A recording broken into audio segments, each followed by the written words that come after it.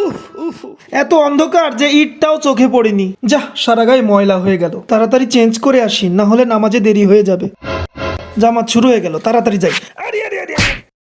না, আজকে হচ্ছে কেন? আবার চেঞ্জ করে আসতে হবে।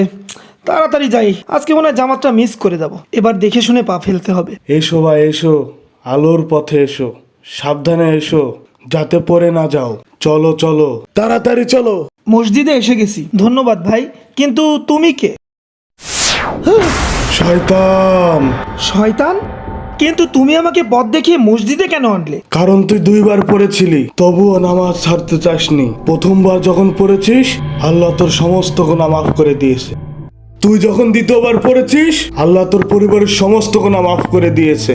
তাই আমি লাইট নিয়ে এসেছি। তুই যদি 3য়বার পড়ে যাস, আল্লাহ যদি এলাকার সবার গুনাহ মাফ করে দেয়, তাহলে আমার কি হবে?